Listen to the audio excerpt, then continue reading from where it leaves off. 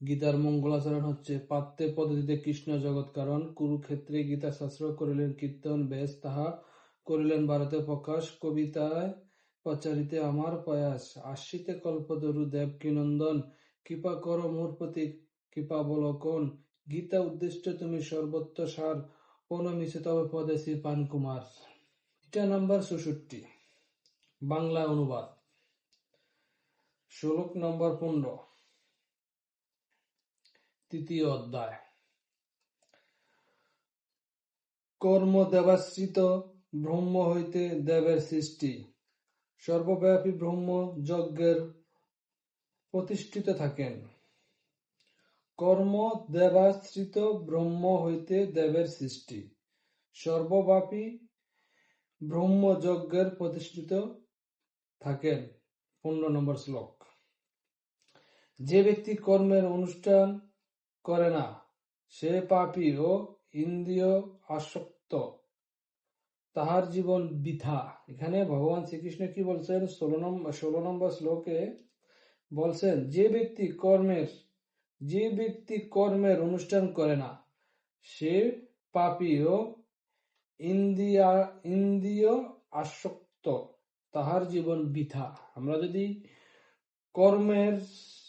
কর্মই না করি, কর্ম বলতে আপনার যার যে কর্ম, বা এই কর্মই যদি আমরা বাদ দিয়ে দিই তাহলে আমরা পাপ করতেছি, আমরা সর্বপাপী, আমাদের জীবনটাই বৃথা।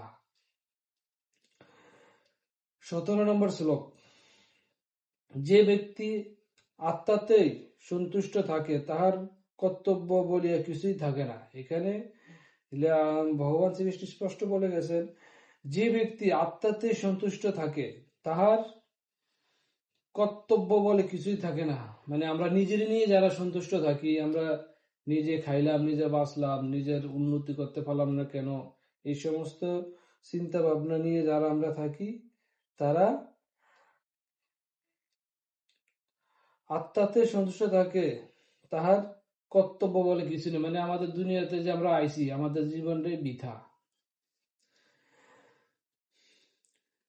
সেই ব্যক্তির কর্মে বা অকর্মের পাপ পুণ্য কিছুই হয় না। সেই ব্যক্তি সিদ্ধি লাভের জন্য অন্যের আশ্রয় নিতে চায় না। সেই ব্যক্তি, 18 নম্বর শ্লোক, খ্রিস্ট নম্বর ৬৫।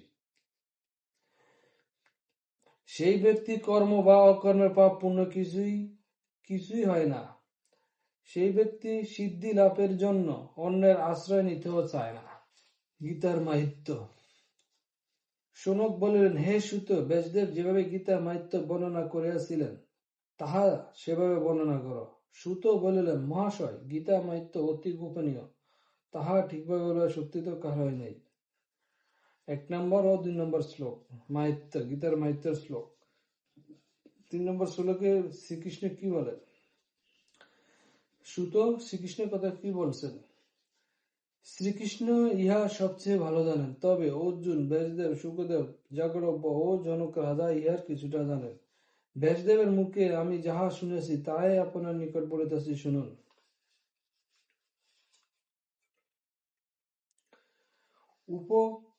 উপনিষদগুলো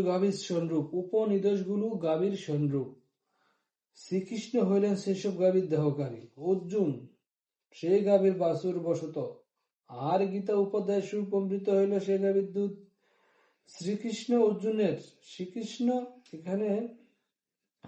অর্জুনকে যে গীতা দান করিয়াছিল সে কথা বলছে। শ্রীকৃষ্ণ অর্জুনের সারথি রূপে গীতামৃত দান করিয়াছিলেন। আমি সেই জন্য শ্রীকৃষ্ণকে প্রণাম করি। যে ব্যক্তি গৌর সংসার, এখানে কি লেখছে স্পষ্ট বলে দিছে, যে ব্যক্তি গৌর সংসার সমুদ্র পার হতে চায় সে গীতা তরণী আহরণ করিয়া সুখে পার হতে পারে। আমাদের ধর্মগ্রন্থ গীতা কত পবিত্র। গীতা আবার এখানে লেখছে গীতা গ্রন্থ পাঠ না করিয়া যে ব্যক্তি মুক্তি লাভ করতে চায় সে ব্যক্তি অজ্ঞান, তার ভিতরে কোনো জ্ঞানই নেই।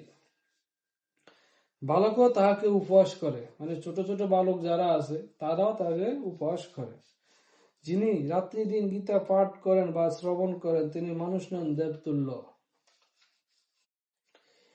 গীতার জ্ঞান হইলে ব্রহ্মত্ব জানা যায়, ব্রহ্মত্ব জানলে সর্বত্র ভক্তি উদয় হয়। গীতা 18টি অধ্যায়, তাহাতে ভক্তি মুক্তির কথা আছে, তাহা জানিতে পারিলে ক্রমে ক্রমে চিরশুদ্ধি হয়। গীতা শাস্ত্রে জলে শ্রদ্ধায় সহিত স্নান করিলে পাপ নষ্ট হয়। দেখছেন গীতা কেমন পবিত্র জিনিস। গীতা শাস্ত্র জলে শ্রদ্ধায় সহিত স্নান করিলে পাপ নষ্ট হয়, কিন্তু শ্রদ্ধাহীনের সবকিছু নষ্ট হয়। এখানে একটা গুরুত্বপূর্ণ কথা আছে, পৃষ্ঠা নাম্বার 323, শ্লোক নাম্বার 13। ওটা হলো গীতার মাহাত্ম্যের শ্লোক 13 এবং 14। যে ব্যক্তি গীতার পঠন করে না তাহার সমস্ত বিফল হয়। যে ব্যক্তি গীতার মাহাত্ম্য জানে না সে ব্যক্তি অজ্ঞান, তাহার জীবন বিফল।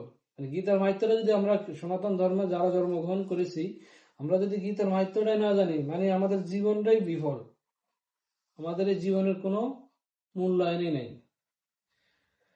গীতার আলোচনা আজকের জন্য এলাম, আবার কোনো একদিন আবার আসবো। হরে কৃষ্ণ। গঙ্গা গীতা সাবিত্রী সীতা সত্য প্রতিব্রত ব্রহ্মবিদ্যা ব্রহ্ম বলে তিসন্ত মুক্তি গৃহিণী অর্ধ মাতা চিত বজ্ঞিনী বান্তি নাশিনী দেবত্রী পরমানন্দ দত্ত গান মঞ্জুরি শ্রীমদ